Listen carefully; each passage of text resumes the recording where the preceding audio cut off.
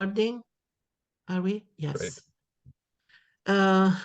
Well, welcome to the 12th special lecture of the second cycle of lectures on vernacularity sponsored by the Eurasia Foundation from Tokyo. Today, we will have Professor Michael Pettid from Binghamton University talking about household goods in early 19th century Korea as seen in the Kyuhap Chongso. The Kyuhap Chongso is an encyclopedic publication and we have already heard something about this compilation. Professor Pettid was with us last year, and he already introduced some aspects of this encyclopedic work by a woman.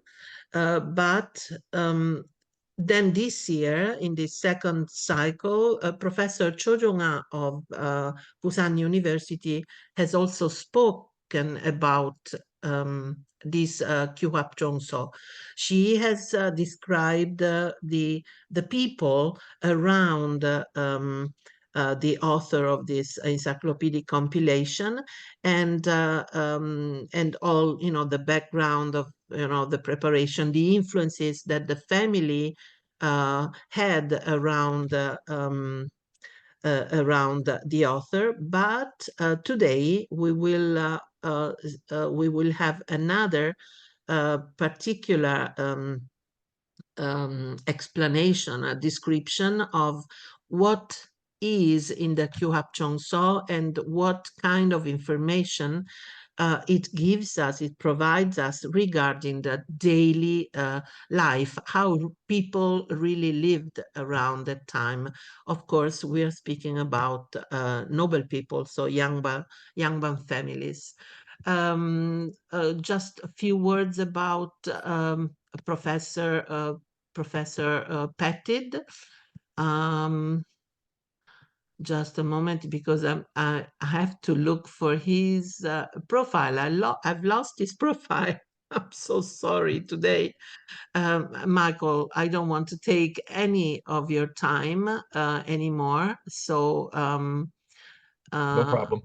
I will, here it is. I found it among all the windows open on my computer. Michael Pettid is professor of Korean studies at Binghamton University, where he has taught since 2003. The focus of his research and teaching is pre-modern Korea's history, literature, religion, and culture. Among his recent books are the co-edited volumes of pre-modern Korean literary prose, published by Columbia University Press in 2018, Death, Mourning, and the Afterlife in Korea, Critical Aspects of Death from Ancient to Contemporary Times, University of Hawaii Press 2014. He has also monographs on Unyeong-on, Love Affair at the Royal Palace of Choson, Korea, Institute of East Asian Studies, UC Berkeley, and Korean Cuisine, an Illustrated History, published by Reaction Books, 2008, among numerous other publications. Most recently, he published an annotated translation of a 19th century guidebook for women with kilcha, and it's entitled The Encyclopedia of Daily Life, a Woman's Guide to Living in Late Joseon, Korea, published by the University of Hawaii Press in 2021. And this is exactly the subject that we will be hearing today. So, Michael, welcome again to our cycle of special lectures on vernacularity. And I'll give you the floor. So thank you, and thank you for being here. Go ahead. Thank you, Professor DeRosa. Thank you. Bye-bye. Thanks a lot. This Yeah. is Yeah, this is, I guess we can do the first slide if you would, please.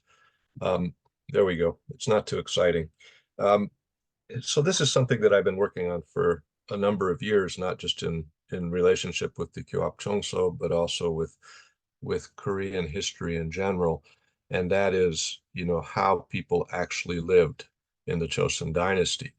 Um, this is something that there aren't specifically materials necessarily that outline how this does, but it's something that we have to find by looking around within other materials to find little things that we can use to see what people did.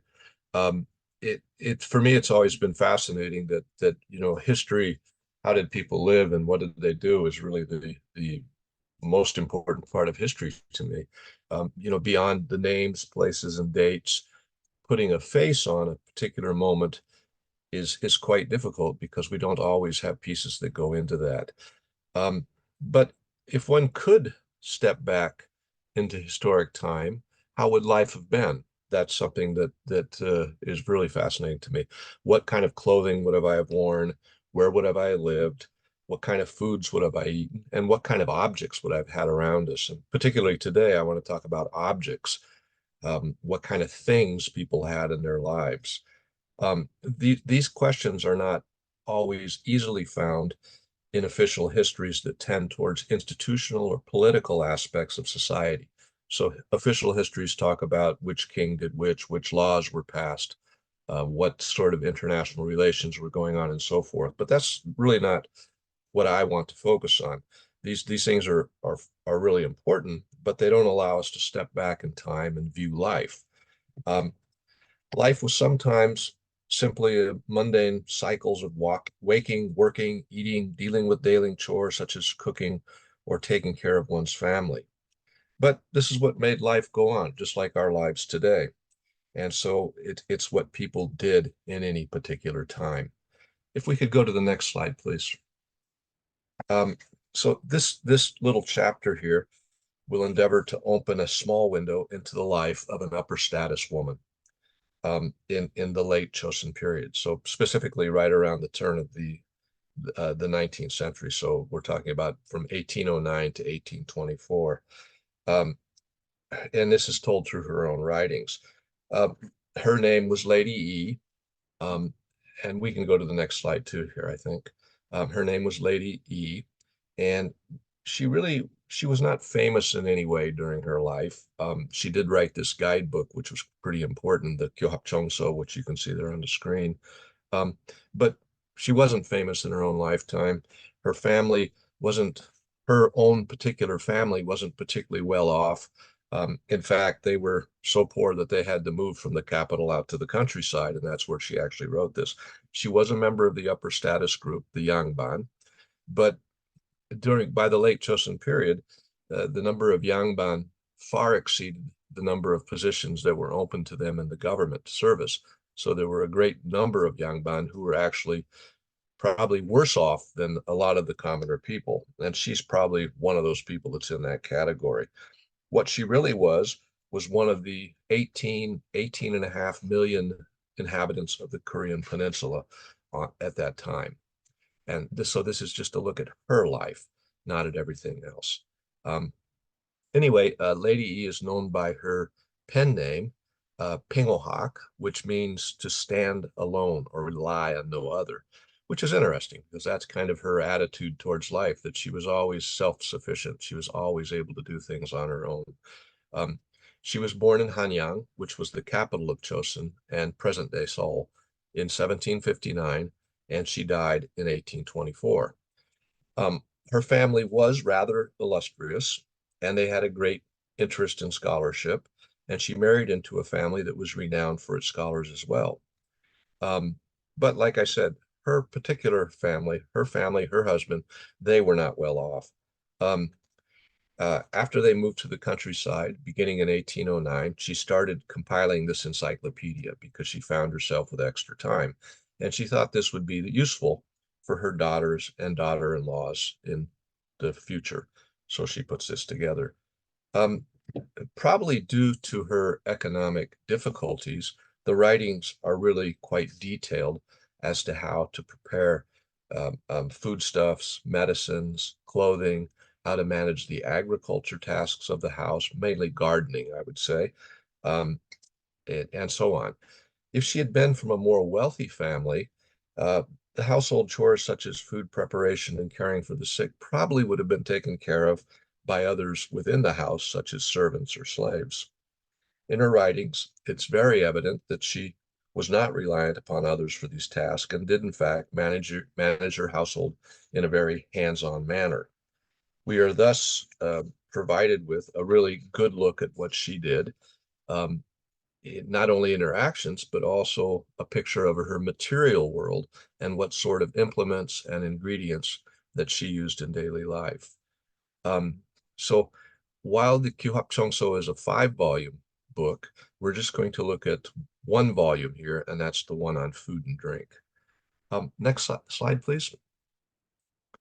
Um, so a trip to the marketplace.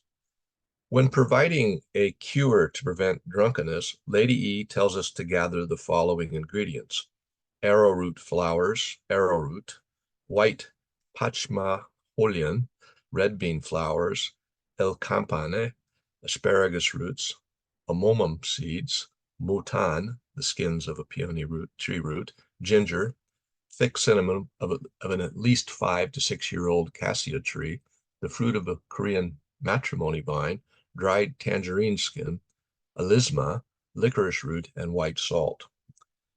Even the most well-stocked pantry would certainly be missing a few of these items. So this begs the question of where would one find all these ingredients? Today, we could simply go online and order them from whatever store or company that sells that sort of things. But of course, in 1810, that wouldn't have been possible. So what could she do? It's feasible that she could roam the nearby woods and mountains and find items such as arrowroot, mutan, and the like, but that would entail both a good amount of time and also knowledge about where to seek out these particular herbs. However, some items, such as the white Pachma julian, only grow in certain conditions, while others, such as tangerine, do not grow near where Lady E spent her life. So where would have she found these items? Clearly, that would have been at the marketplaces that by this time in late Chosun were found in nearly every corner of the peninsula. Markets had become by this period of time in Chosun very widespread. There were fixed markets, such as we see in Seoul today, such as the market around Namdaemun or the South Gate, but there were also irregular markets that were uh, opened every 5 days, and they were manned by these itinerant traders that would go from one marketplace to the other. These were called oilchang, or 5 day markets. So we can probably assume that since she was living in the rural area, that this is the type of market that she would have went to. By the middle of the 19th century, there were about 1,000 of these 5 day markets throughout the peninsula, so they were widespread. And this is where she probably would have got these things. Just like 20 or 30 years ago, we still had markets like this in Korea, although their number is declining a great deal in the modern time, or in the present time. We can go to the next slide, please. The first thing I want to talk about is storage vessels. If you think about the kitchens in pre-modern times, what would have people used for keeping food, water, etc.? And the most common thing were these uh, types of ongi, or storage vessels made out of earthenware. And her kitchen, Lady E's kitchen, must have been incredibly well stocked with a variety of cookware utensils to make the foods that she describes in her book. Aside from the heavy cast iron kama salt that was used for cooking both rice and soups, she evidently had a large array of stone, iron, brass, and bamboo pots and pans to cook up various items. Her recipes are quite specific as to what items should be cooked in what. That is, we can understand that certain foods were cooked in a stone bowl versus other ones that would have been cooked in a ceramic bowl or something different. In looking at this, we can understand that the upper status kitchen of her time would have been equipped with dozens of bowls, pots, and the like.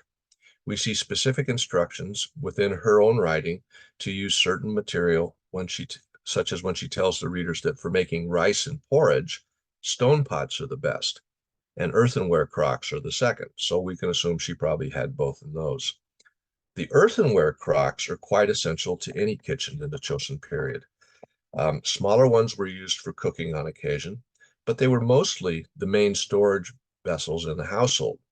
Sizes of these lidded crocks ranged from quite small to larger ones that could hold food such as kimchi or hundreds of liters of liquor, such as her recipe for peach blossom wine that calls for nearly 100 liters of rice on top of another 100 plus liters of water.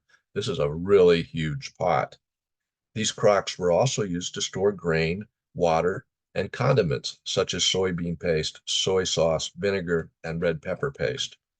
Houses would have dozens of these crocks lined up on an elevated terrace known as a changbokdae, and that would hold the household supplies of these essential condiments that in some cases took years to mature.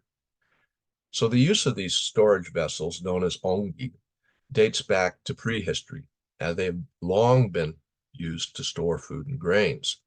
There are various sizes with different names for the various items that would have been stored in them. Hangari, also known as changdok, were used to store condiments. Mulhang was used to store water. Sulhang for liquor, and tonghang for collecting human waste that would be spread upon the fields. A 16th century writer informs us that these are the most important storage vessels for the people.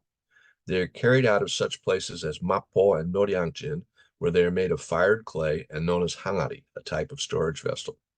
These crocks would have been sold by itinerant merchants either at marketplaces or at impromptu spots where there was sufficient foot traffic for trade. At a modest upper status home, such as that of Lady E, there would have been dozens, if not 100 of these pots in various sizes constantly in use. Next, I'd like to talk about, next slide is great, thank you. Next, I want to talk about the preparation of liquor, which was really important in upper status homes. And this was a task made for women. Liquor was something that households had in abundance. They had extra supplies. They had various types, depending on the season. But why this was so important wasn't necessarily for consumption within the household, but it was for the treating of guests, people that would come to the household. If somebody came to your house in the Chosun Dynasty, a male, your visitors would have been males, they would have certainly been served liquor, without a doubt. And this was one of the main tasks that womenfolk needed to take care of. Brewing required special earthenware or ceramic pots, as I discussed above, that had not been used for any other purpose, since brewing vessels need to be sterile, very clean. Sieves for straining liquor, various measuring cups and bowls, and silk and hemp straining bags for adding flavors that could later be easily removed from the brewing vessel. All these things were needed. If making soju, which is a little bit more difficult, a special cooking vessel known as a soju kori would be required. And you can see this is kind of it's not really a snowman-shaped thing. It's more of an hourglass-shaped thing. But in the bottom of this, we would put liquor, and it would be heated until it turned into gas. And then it would go to this little, what would you call that, little spout there, where the gas would collect and turn into liquid and drip into an awaiting pot.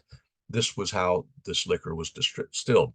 And I'm not sure if the audience members are familiar with soju or not, but it's a distilled liquor, so it's significantly stronger than the rice wine that it would have been made from. And this is kind of what it is. But this is a special distiller that needed to be bought somewhere. I guess that's my point here.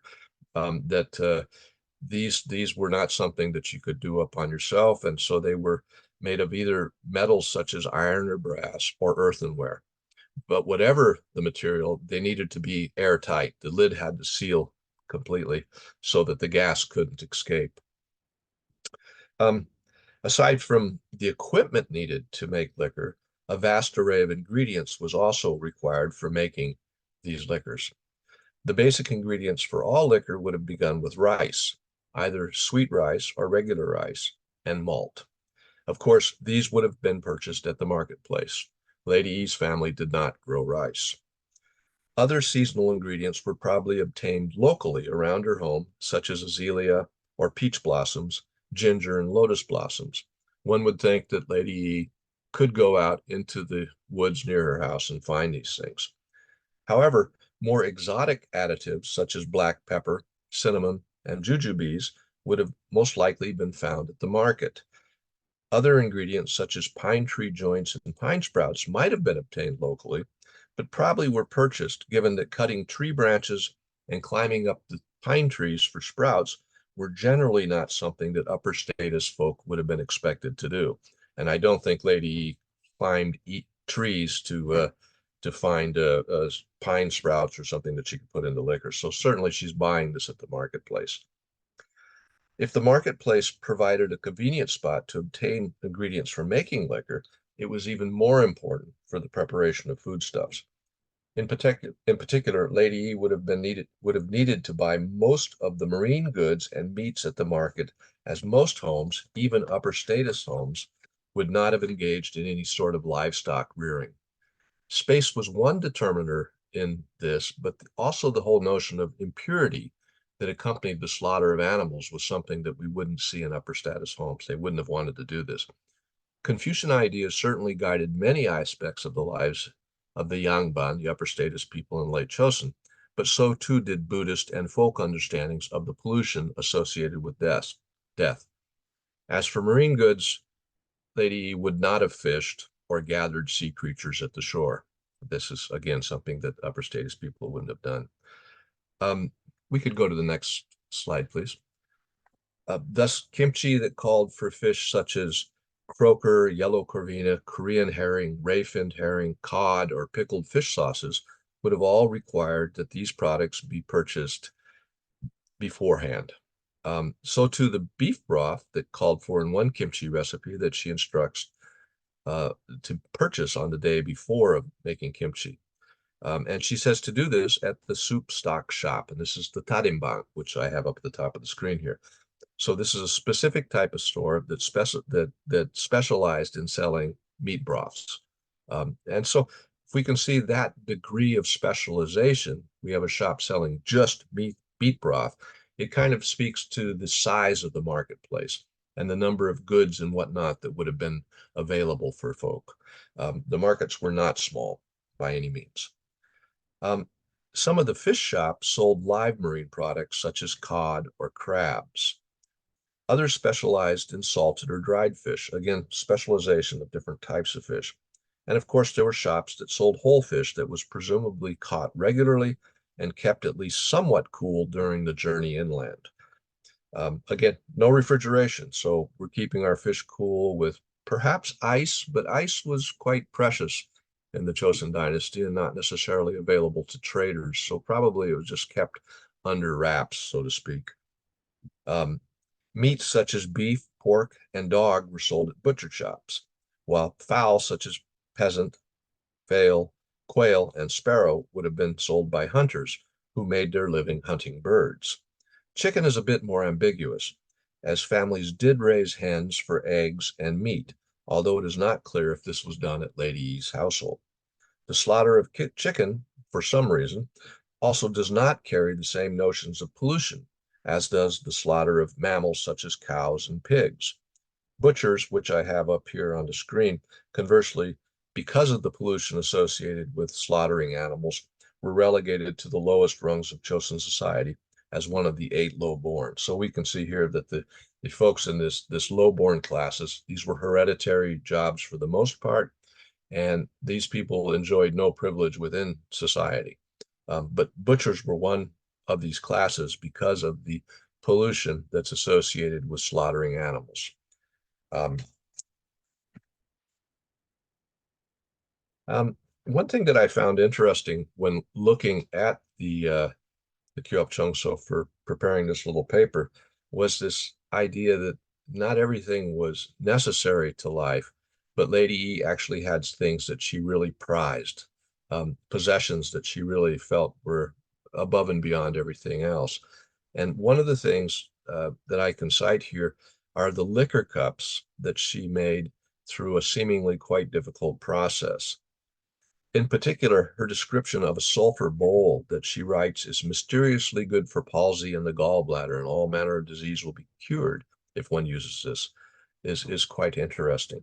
The process does seem quite difficult, as she describes melting sulfur over a low heat, adding a bit of white aluminum sulfate, and then adding either grapes or cinnabar for color.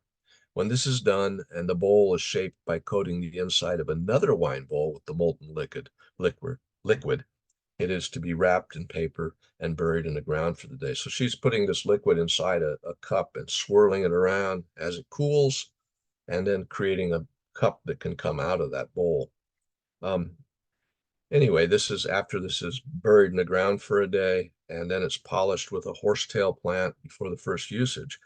She describes numerous attempts at trying to make this bowl before she finally succeeded. And then it seems like she had a number of these bowls, and she describes them as being finer and prettier than any flower bowl.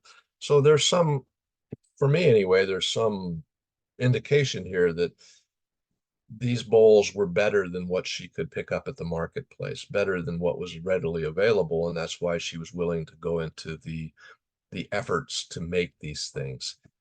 So it's probably, I'm not sure, but probably a little bit different than our society today, where so much is available at the store, online, and whatnot, and we really don't make anything at home anymore, or at least most of us don't make anything at home.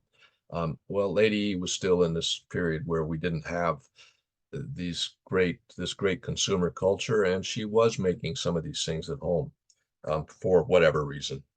But she seems to she really put a lot of effort into making these bowls, and she put a lot of ink, if you would, into writing about how to make them and how much she liked them. We can go to the next slide, please. The next thing, and probably the last thing that I'm going to talk about here, are the confections and sweets that were needed for special occasions, such as birthdays, weddings, and ancestor rites. More than simply treats, these foods carried great symbolic value and needed to be prepared with the greatest of care and finest ingredients.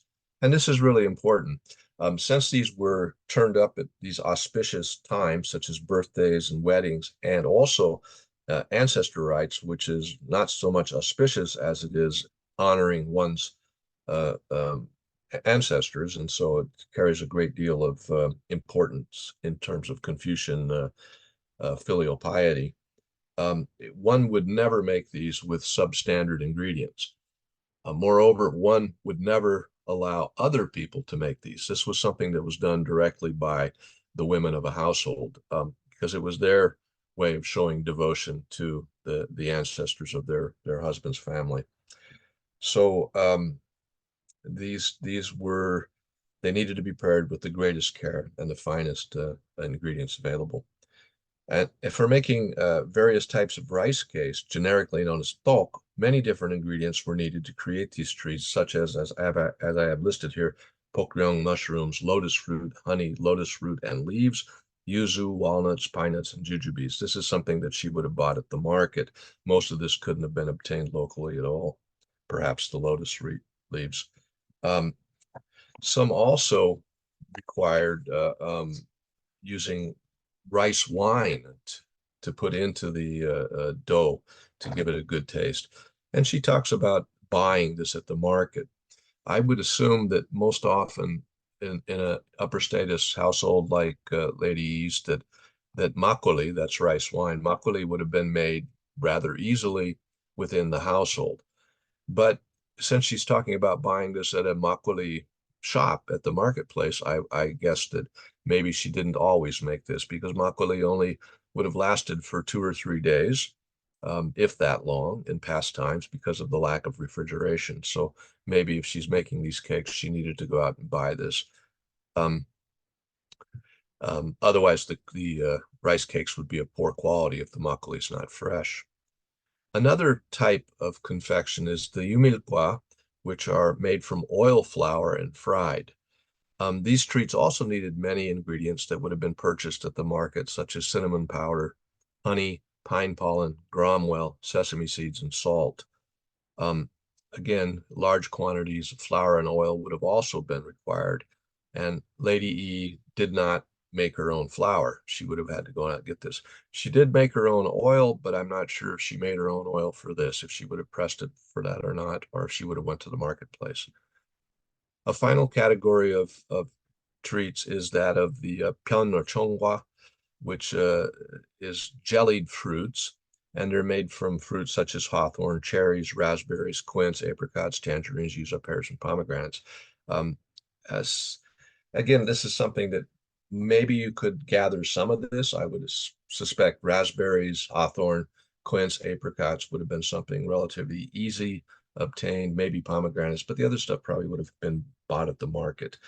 Um, in Lady E's book, she dedicates a rather substantial portion of this book to the making of confections. Because of the importance that these had, they needed to be made correctly. She doesn't talk a great deal about making everyday panchan or side dishes, because this is something that most women would have done uh, second nature. It would have been very easy because they would have been making these their whole life, that have been seeing these things being made their whole life and on a near daily basis. On the other hand, confections were made for special times. And so they weren't made as often. And since they carried this symbolic importance, they would have been, instruction would have been needed. And finally, these confections required various implements for making them. Special molds for rice cake were needed to create auspicious patterns or adding Chinese characters such as luck or longevity. You needed wooden rollers to roll out the dough into special shapes. Steamers of various types were called for in some recipes, and sifters made from silk or hemp were required to sift ingredients. The process for creating these treats was not simple, and the ingredients were no doubt expensive, so care needed to be taken in every step to ensure that these things came out right. Um, I think that's kind of like what I wanted to talk about today. The my general bit here is I want to so kind of, if it would probably be better if I had pictures, but I don't.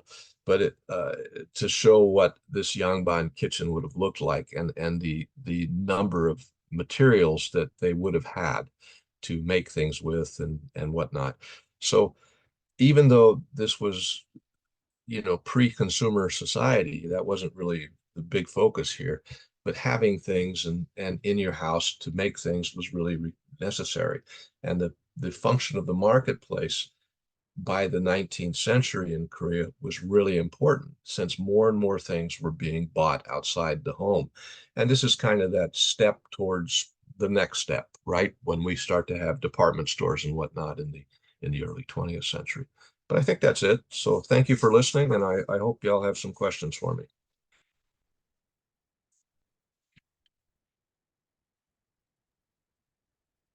Um, yes, thank you. Thank you. That was, this is actually a, very, um, also, funny in the way that, it's really entertaining, this kind of look through um, pre-modern texts into the life of, into the private lives of people, Hmm. and into the daily chores and the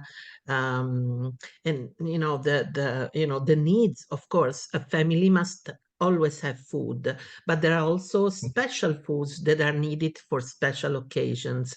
So the daily life, the daily foods might be there, but these special occasions, it's like, like even today, of course, we could go to the markets or to, department stores to find some special foods. But I was wondering, with the conservation of these special foods, even food, because, sorry, fish, because she was not living close to No. the coast.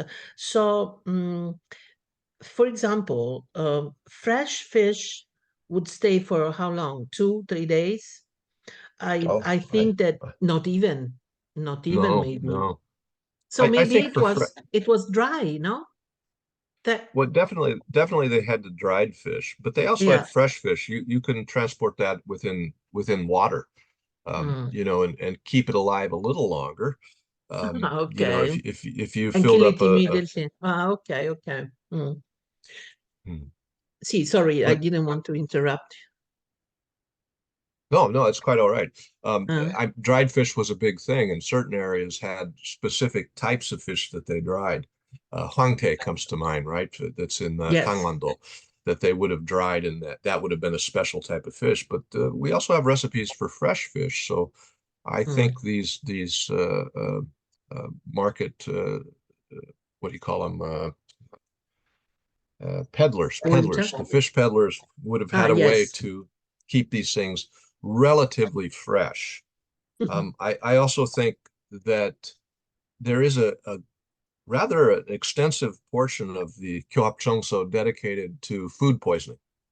And so I think So the that eating freshness, yeah, yeah, that eating an old fish or old meat or something was probably a common occurrence, and getting sick from it was a common occurrence, exactly. unfortunately. Well, yeah, also because also, apart from conservation, but also the transportation, that Mm. I'm sure it was not really done, in a very hygienic way. So, but It wasn't done in a hygienic way 30, 40 years ago either.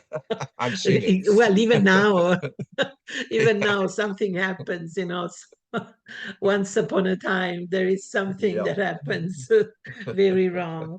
Very true. Then, Very true. yeah, and then another thing, another aspect, and then, I will let the students ask their questions. I hope there are many because I have so many myself.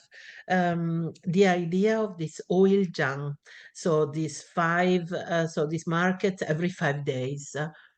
This is quite often. It's a quite tight schedule. Mm.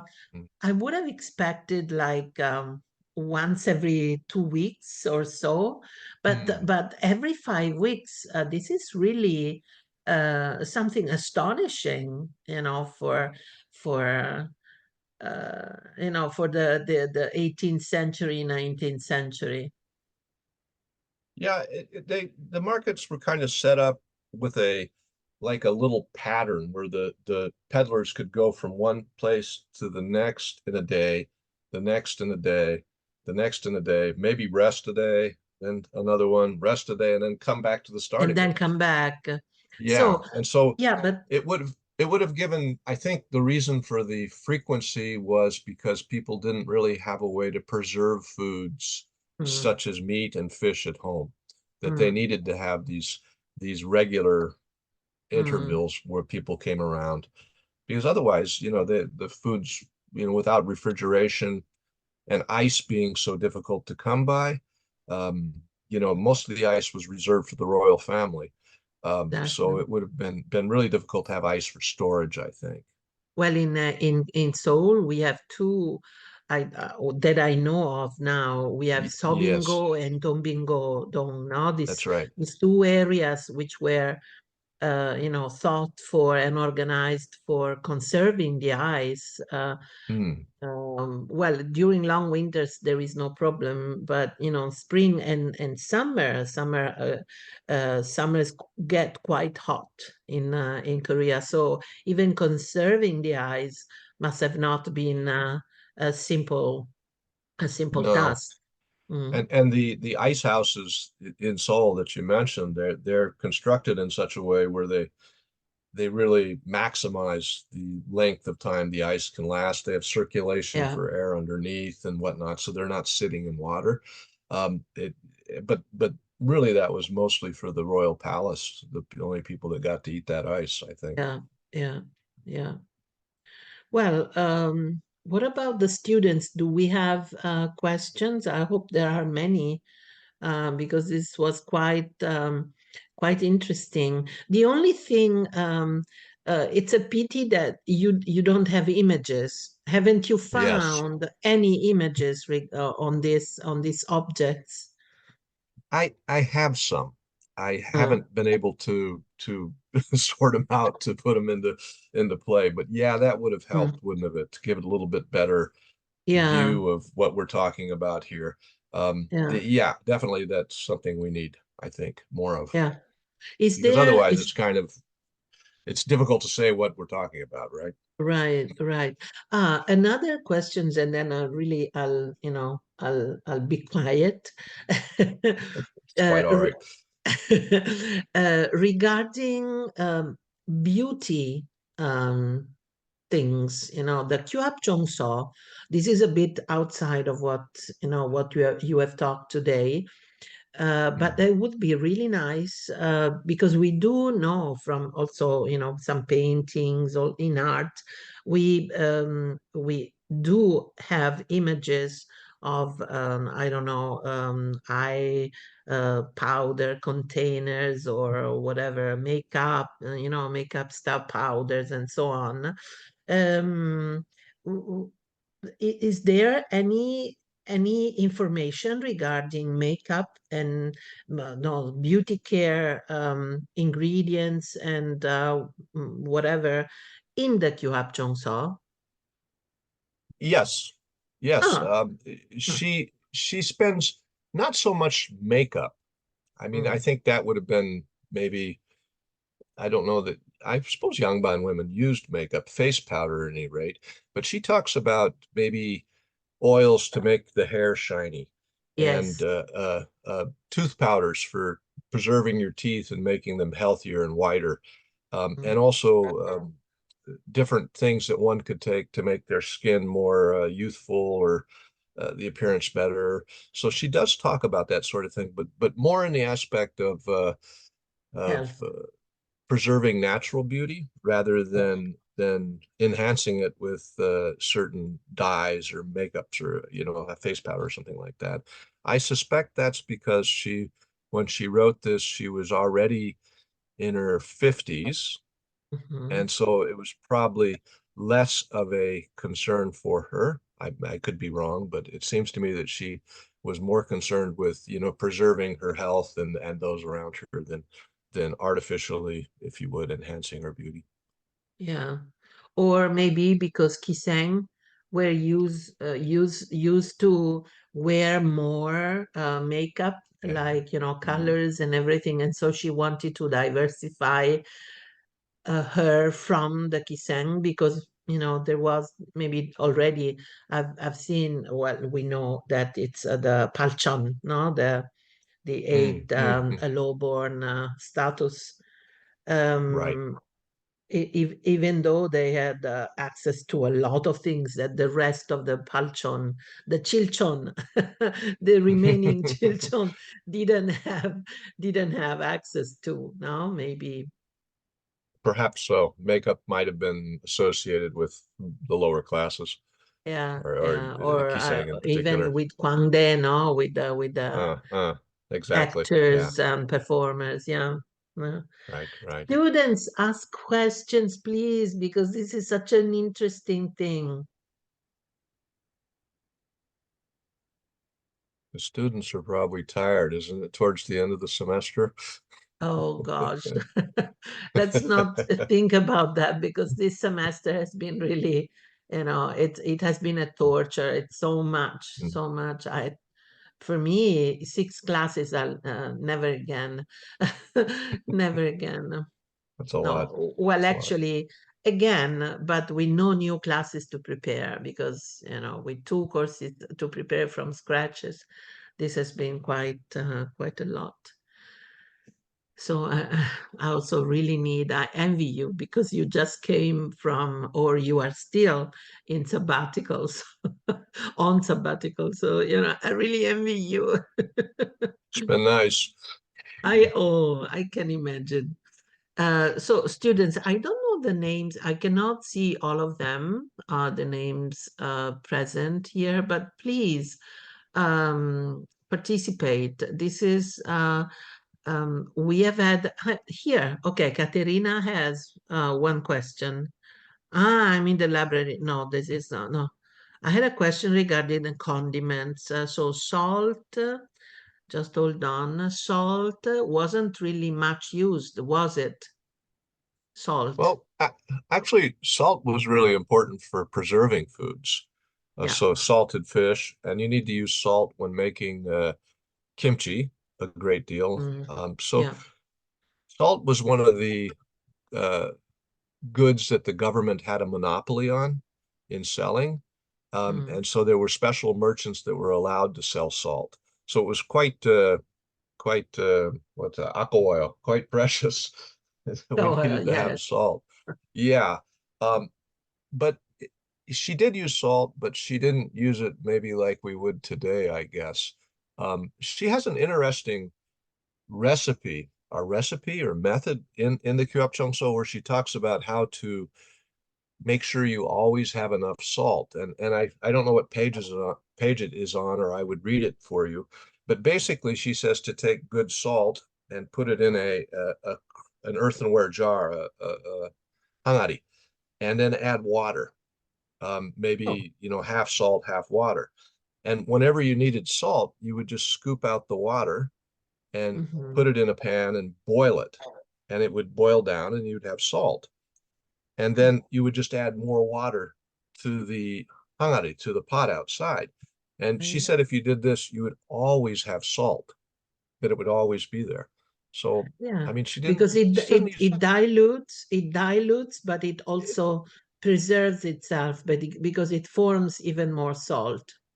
Yeah, exactly. And so I don't know how long that would work necessarily, or Hmm. if you could do that Yeah. for a year, but it kind of speaks to the preciousness of salt. And remember, Mm. salt was sorghum, the small Yeah, gold. So it exactly. was like in Europe, it was quite precious in Well, pre-modern salt has society. always been, yeah, salt, even in Italy. I mean, in many countries, salt has been what is it? It has been centrally controlled, Mm, a mm, monopoly, it has been a monopoly of the right. central authorities. I Yeah, think yeah. even under, during the Roman Empire, I think salt has Did, been didn't they pay, controlled. pay didn't they pay the soldiers with salt too? I don't know.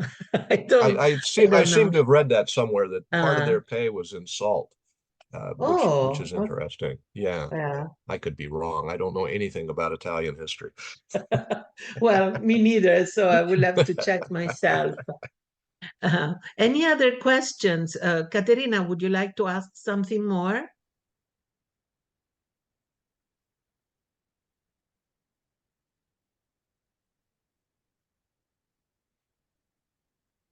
Some other questions? For example, while you were talking, I also thought about some ingredients that we find in the 19th century, so that she speaks about, but maybe where they were imported, or so called importation from other countries or from other areas that maybe before were not there. Is Hmm. there also some kind of reference in the Kyuhap So about this? Yeah, there's definitely products, herbs and medicines mostly that come in from China, it Okay. seems. I think that would have been the main trade route due to the embassies and whatnot that went back and forth to Yeah. China. I don't think there was a lot of interaction with Japan in that regard. And beyond that, Southeast Asia or something would have been too far away. But China was Yeah. definitely a place where things came in from. And so, yes, she does talk about that. Um, and at times she comments that some of the things that come from China weren't up to the quality of what they had in Korea too, which Hmm. is interesting. It has always been, I um, think so. a competition, and this is more Mhm. Jungkook is not so good as Samgukjae, some this That's kind right. That's right. of Well, it's it's idea it's too. it's Hmm. Shinto Buri, right? That it's the Yeah. stuff come from the ground here is better for us than whatever comes from Yeah. there. Well, actually, I always thought that so was not so popular. The growing the, you know, the what you call the allevamento. It's like, growing animals like cows or Mm, mm.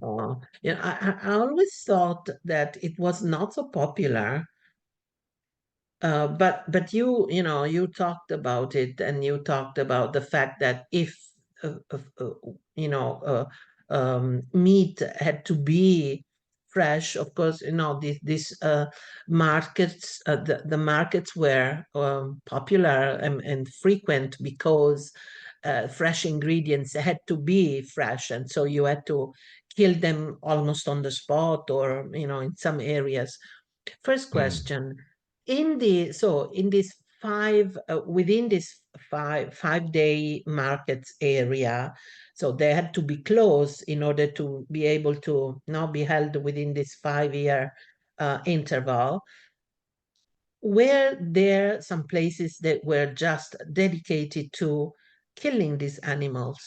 I mean, asked by a vegetarian, this is quite a heavy question, no? But so Well, were there th also dedicated areas for this thing? there must have been. I mean, there would have been places where they were purchased. I know that for beef, that suan was very important. That the Oh, cattle were Suwon. cattle Oh, were okay. slaughtered in Suan, and that would have been Mm, close to the capital, so they would have been able to get the meat up yeah. there. But Okay. for smaller animals like pigs or something like that, I imagine that these were sold or purchased by butchers, and the Mm, butchers then slaughtered the animal and cut it up for sale. So mm, farmers, the people that had livestock, pigs are something that don't take a lot of space. yeah. Um, you would have, when you had a fat hog, you would have taken it to the butcher and sold it, and he would have processed it and then sold it out to other people for a Mm, profit. I But see. the only But one also for, go this ahead. idea, the idea of the wet markets Hmm. also. So live animals that are taken around, and then if they're sold, maybe they're butchered on the spot. Yeah, that I'm not sure of. I would think that most livestock rearing was done on a really small scale. So Mm, we would have had, we would have had dogs or pigs or maybe a cow. mm, But cattle were generally more valuable alive than dead. sure. Because they To perform so till many the work. land. Yeah. Exactly, exactly. Yeah. So we don't read too much about cattle being slaughtered, but pigs and dogs would have Yeah. been pretty common. Yeah. And Yeah. you don't need a lot of space to raise dogs or pigs. Yeah, and so I think it would have been not really a wet market. I think it would have been more on an individual type Okay. basis for Mm. for those animals. Well, with the conservation, during, so I'm translating this epistolary, the Kwakju Mm, right, right. epistolary, and there, when he leaves and goes to the capital, because he tries several times, he tries the central examination, no? He tries the Mm, state examination several times. Um, or maybe when he is he finds himself preparing for the examination in a Buddhist temple. He mm, was studying at the Buddhist temple, or he was actually only far away from his family. He was somewhere else. He was asking not to send fresh meat and fresh food because it mm. was rotting on the way. Uh, So there is Interesting.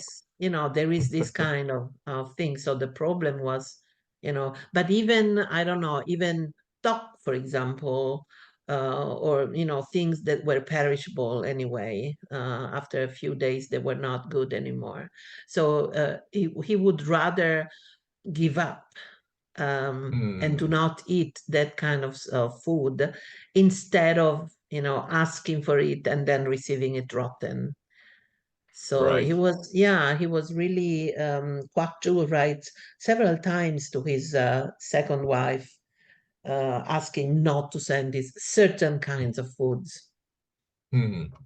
Mm. That's interesting. That's interesting. I can And see that also, though. yeah, and also in other letters that, for example, Chongjo writes to Mhm. his maternal aunt, where he makes a list of all the things that he gives for example, on New Year's Eve, for the New Year, they do not exchange presents. He sends presents to the maternal aunt, and he so he makes a list, and there is, so they say, I'm sending some kind of two raw pheasants and I don't know, some kind of bundles, 10 bundles of dry fish or so, so the dry fish was more than the raw fish, so there were maybe one or two raw pheasants. So they were not alive. They were probably, already butchered, but Mhm. raw, so untreated, I think, and Yeah, then yeah. hundreds of, dried fish or so. So this was also kind of interesting because the abundance of dried food was huge compared to the Mhm. little things that they were sending raw. They use the word seng, no.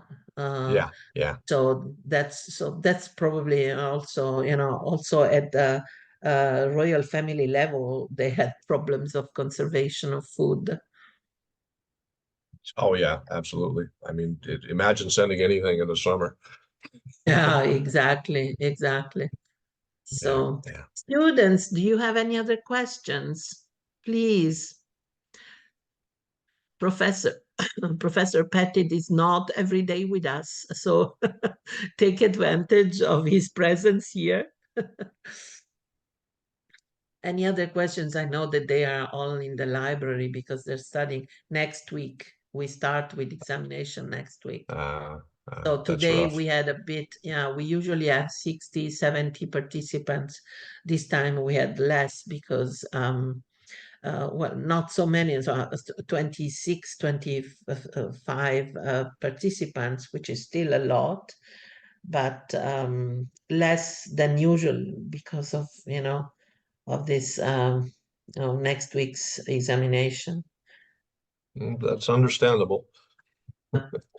So Caterina, apart from Caterina, I don't know, Giulia, Alice, Julia, Claudia, do you have any questions? Alice, so Aurora, Chiara, Giada, Elisa. I'm reading some of the names that I see here present. No more questions. Caterina. I think she's no, I don't know. Probably she's a student from Poland, an exchange student from Poland, Oh, an nice, nice, Erasmus student. nice. No, Well, it's Alessia. kind of a hard topic too, I think. It's not Yeah. something that we think about too often.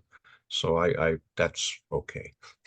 No, but I mean, this is quite important, because we think, even in these recipe books, the Umshik Dimibang and all the Hmm.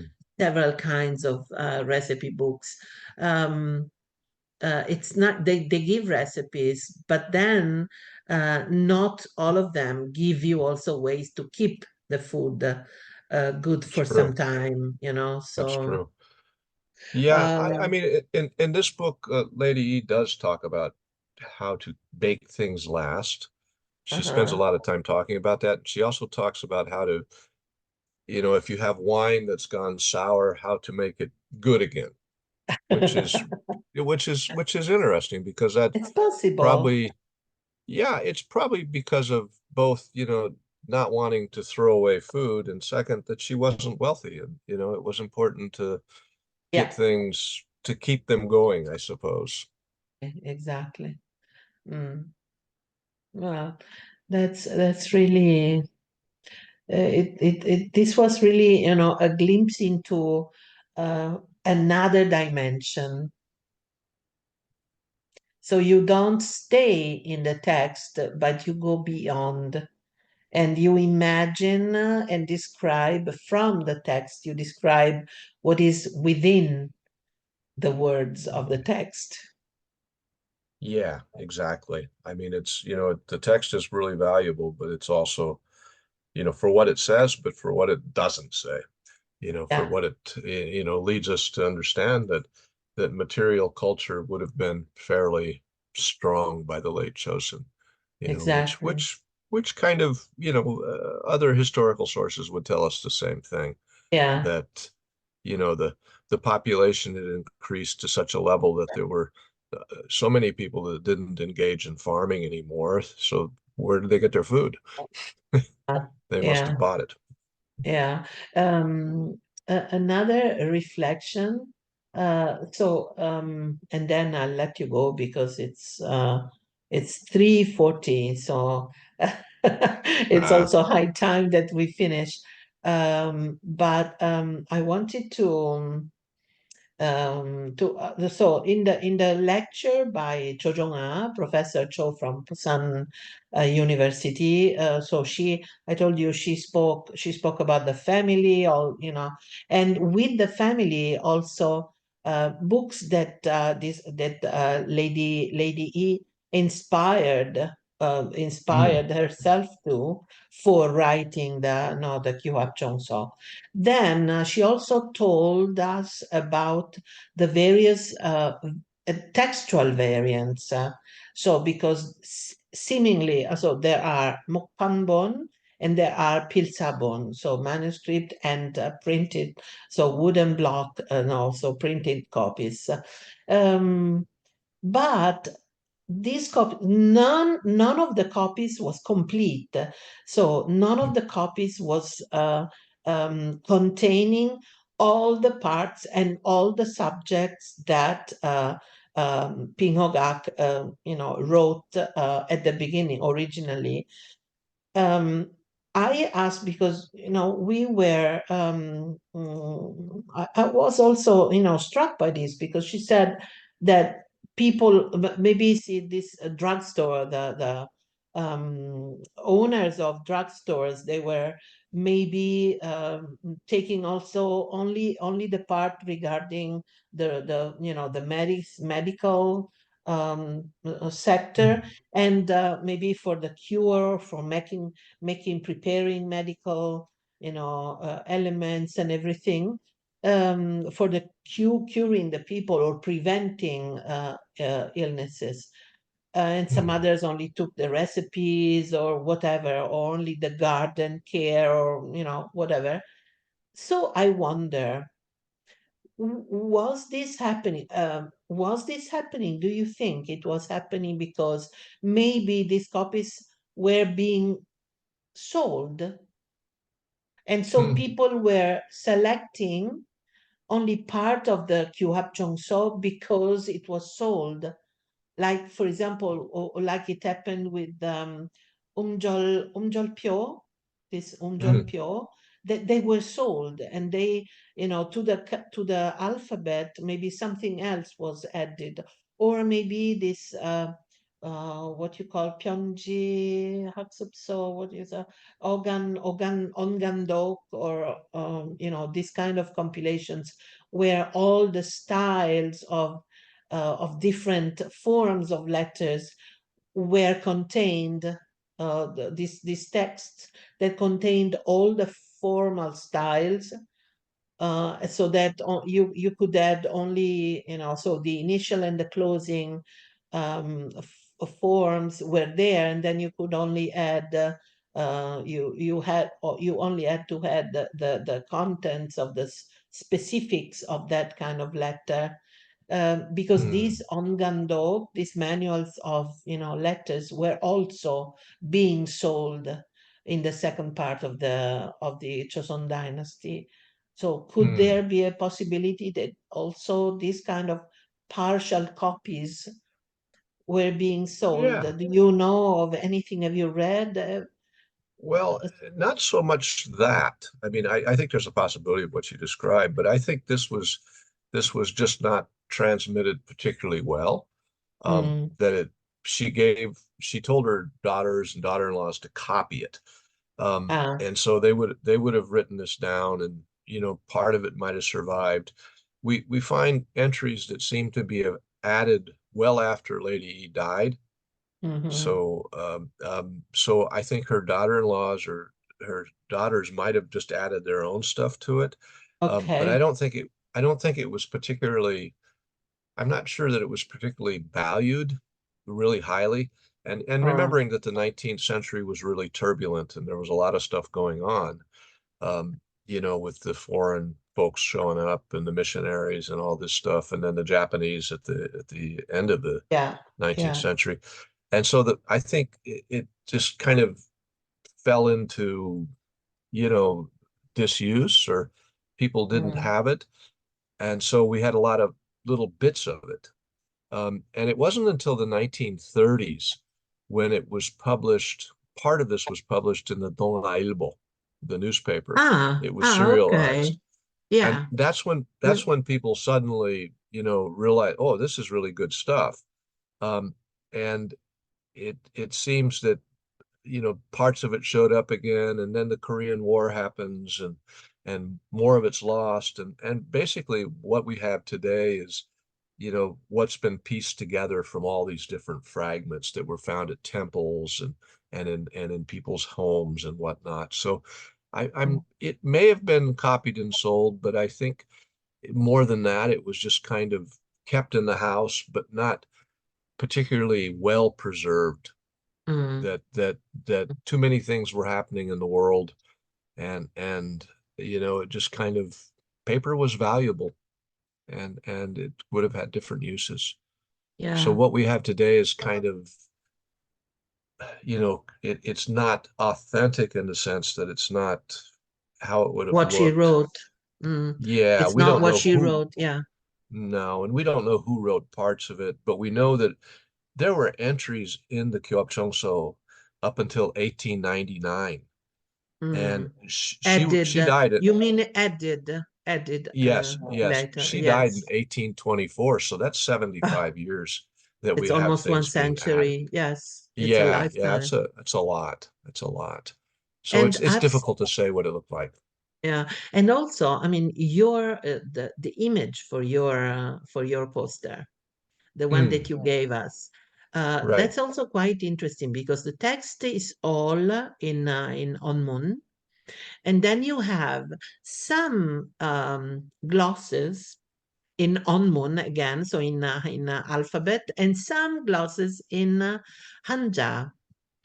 No, Yeah, so it's yeah. funny because these notes, these elements that have been added, probably by the reader, by that's why I also came with the idea that maybe these texts were being sold because the comments, this kind of appunti, these notes that that the reader made were either to identify what the Hanmun was, or to read some parts which were complicated, a bit more complex Yeah, to read in the yeah. cursive kunche, or this kind of um, calligraphic style.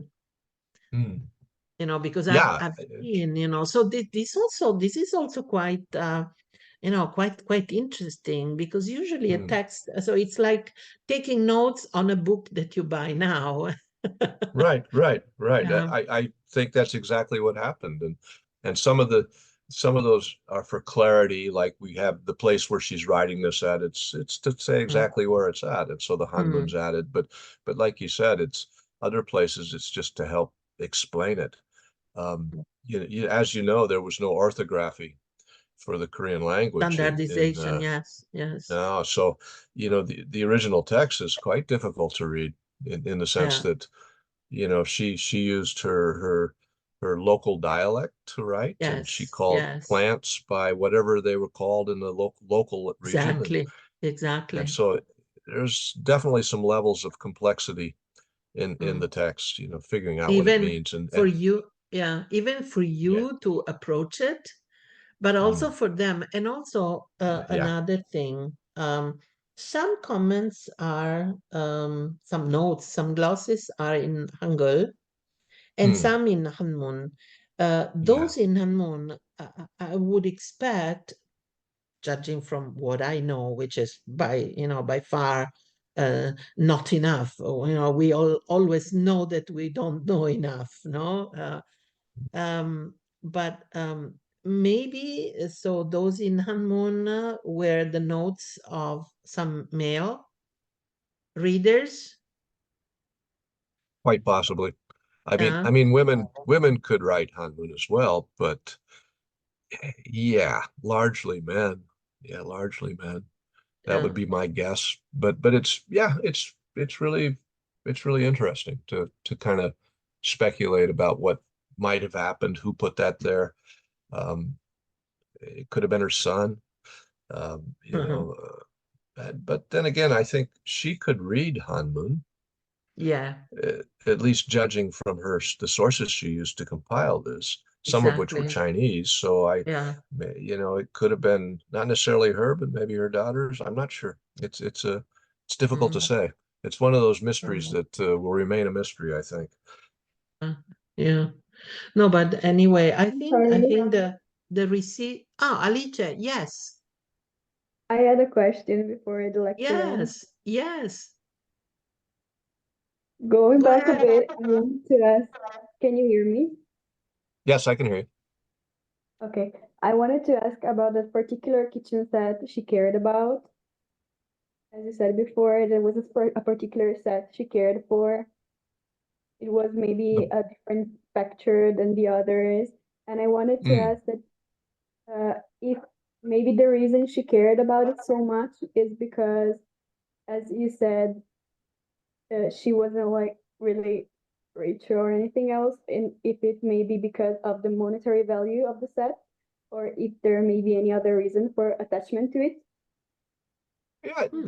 that's a really good question. That's interesting. I mean, yeah, why did she care for this particular bowl so much? I mean, maybe it was the monetary value, but it also could be that she made it herself. And I guess from reading the text, she had to try numerous times, more than once to get it. And then she finally gets this pretty bowl that she made. And maybe that's part of it. I'm not sure. That's a very good question and difficult to say exactly why. It's just it struck me when I read that she spends so much time talking about that bowl that really isn't that important. I mean, you can get a bowl at the shop, right? But she really liked this one, so maybe she made it really beautiful. I'm not sure. Great question though. Thank you for your answer. You're Yeah. welcome. Well, I guess all of us, we all have some kind of, a bowl or a mug or whatever that we love more than others. So probably there was, Maybe so. this could have been also the reason. Yeah, I yeah. have I have one on a mug in particular that once it was broken, and so I struggled to find the same one. I had bought it in the States right before my son was born, and I asked a friend in the States to try and find the same mug, and she found it. So, Wow, wow, that's pretty good. yeah, so that was really special. So maybe, maybe it was really, or maybe, I don't know, maybe her mother, or, she doesn't mention any other reason No, for no, this just as kind of being preference. beautiful, just being pretty, better Yeah, than the other ones, more yeah. beautiful. Yeah, That's but good. yeah, yeah. Yeah. Alice, grazie. Thank you for your question. Any other, Thanks. please, because we are about to finish.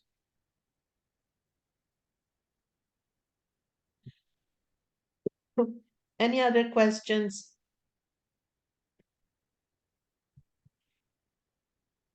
So, Michael, one last question. What is the research on the Kyuhap Chongson now? Where towards, in which direction is now this research going on? I think there's more now.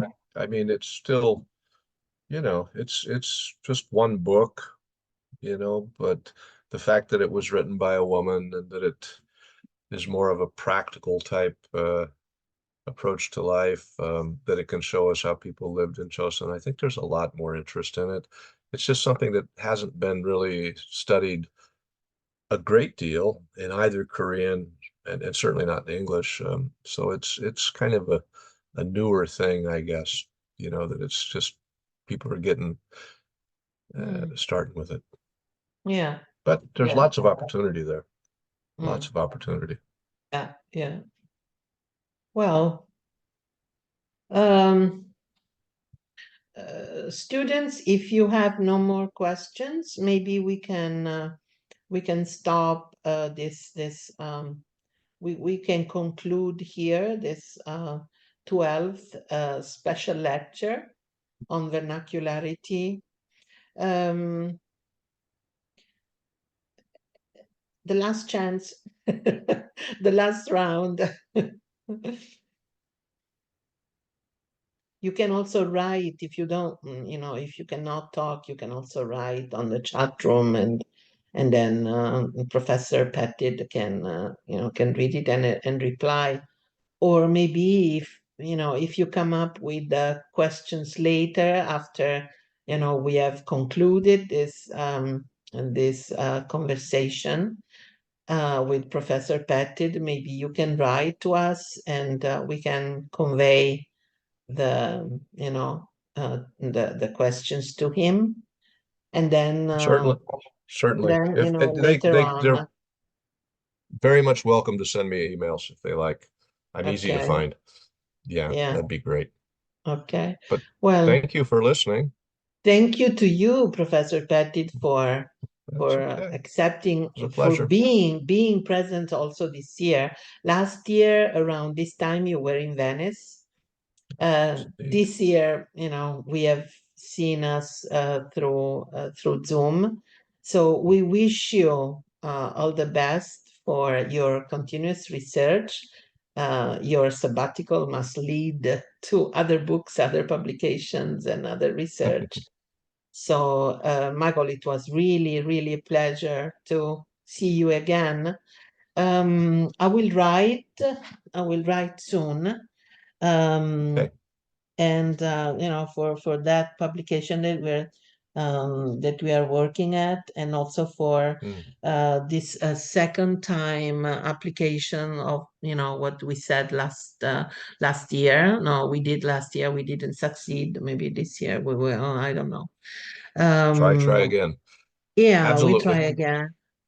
Huh? Good to talk with you, Vincenza. And Yes, yes, thank you we so much. we will share emails. Yeah, And definitely. Thank you so much, Michael. likewise. And good luck to all the students for your exams. Do well. Examinations. Yeah, Thank yeah. you. That's very important. Thank you, Okay. Thank you, Michael. Thank you so much. Really, we all appreciated it so much. Thank you. Bye-bye. Bye-bye. Ciao, ciao, Michael. To the next time. Soon. Okay. Bye-bye. Ciao.